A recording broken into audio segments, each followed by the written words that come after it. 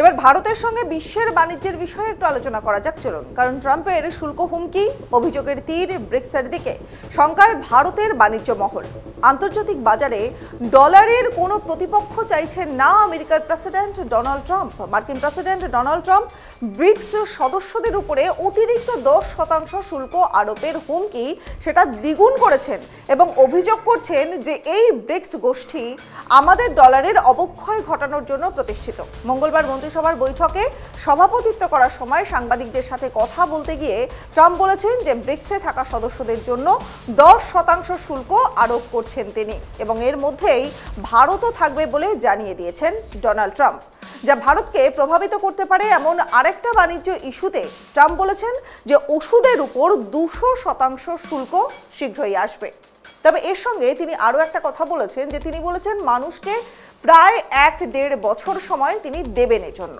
আমরা তাদের কাজ একত্রিত করার জন্য একটি নির্দিষ্ট সময় দেব। গত বছর মার্কিন যুক্তরাষ্ট্র ভারতের ওষুধ রপ্তানি ছিল এখানে প্রায় $9 বিলিয়ন।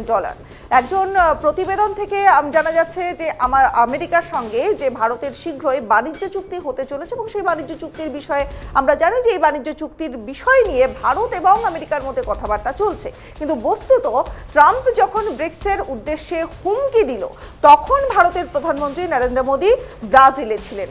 গত মঙ্গলবার ভারতের আগের বিদেশ দপ্তরের সচিব পি কুমার তিনি জানিয়েছেন কি যে ট্রাম্পের মন্তব্য নিয়ে ব্রাজিলের প্রেসিডেন্টের সঙ্গে কোনো আলোচনা হয়নি নরেন্দ্র মোদীর। আর ঘটনাচক্রেই আগামী বছরে ব্রিক্সের সভাপতিত্বের দায়িত্ব পাওয়ার কথা রয়েছে খোদ ভারতের। ব্লুমবার্গের প্রতিবেদনে বলা হচ্ছে যে এই আন্তর্জাতিক জোটের অন্যতম দুটো সদস্য রাষ্ট্র অর্থাৎ চীন এবং রাশিয়া তারা চাইছে যে ব্রিক্সকে আমেরিকার বিপরীতে একটা শক্তিশালী আন্তর্জাতিক মঞ্চের রূপ দিতে। তবে ভারতের সভাপতিত্ব থাকাকালীন এমন পরিস্থিতি তৈরি হওয়ার সম্ভাবনা খুব কম রয়েছে বলেই মনে করছে ওয়াশিংটন। ভারত প্রশান্ত মহাসাগরীয় অঞ্চলে দীর্ঘদিন ধরে ভারতকে কৌশলগতভাবে এক বন্ধু রাষ্ট্র হিসেবে বিবেচনা করে এসেছে আমেরিকা। আর এশিয়ায় চীনের প্রভাবকে ঠেকানোর জন্য ভারতকে প্রয়োজন রয়েছে আমেরিকার। আর সেই ক্ষেত্রে অনুমান করা হচ্ছে যে অতিরিক্ত শুল্ক চাপানোর হুঁশিয়ারি দিয়ে ব্রিক্সকে চাপে রাখতে চাইছে ডোনাল্ড ট্রাম্প। গত রবিবার ব্রাজিলের রিও ডি জেনেরিও শহর সেখানে ব্রিক্স সম্মেলন আয়োজিত হয়। সেখানে আন্তর্জাতিক জোট সেই জোটটির যৌথ বিবৃতি প্রকাশিত হওয়ার পর থেকেই সরাসরি ব্রিক্সকে নিশানা করছেন ডোনাল্ড ট্রাম্প।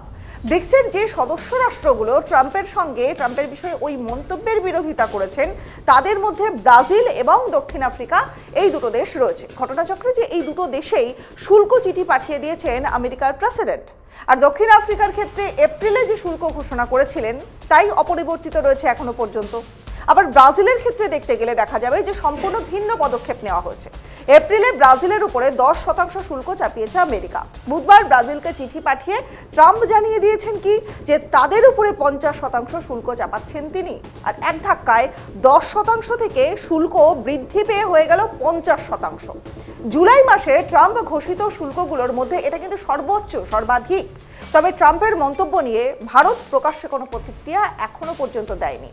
অনুমান করা হচ্ছে যে ভারত যে আমেরিকার সঙ্গে একটা মসৃণ বাণিজ্য সম্পর্ক চায় তা বোঝানোর জন্যই এই পদক্ষেপ।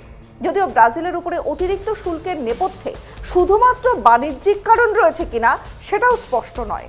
কারণ চিঠিতে ব্রাজিলের প্রাক্তন প্রেসিডেন্ট জাইয়ার বোলসোনার তার বিরুদ্ধে মিথ্যা অভিযোগ বিচার চলাকালীন চালানোর অভিযোগও তুলেছেন তিনি। তো গোটা প্রক্রিয়াটাকে মিলিয়ে দেখা যাচ্ছে এই যে বাণিজ্য চুক্তি এবং 10% থেকে 50% এক লাফে বাণিজ্য চুক্তিতে শুল্ক চাপানোর নীতি প্রয়োগ করা হয়েছে। নজর রাখতে হচ্ছে বিশ্বের ইতিহাসের দিকে এবং বিশ্বের বাণিজ্যের দিকে, পাশাপাশি ডোনাল্ড ট্রাম্প তিনি কি পদক্ষেপ নেন সেদিকেও।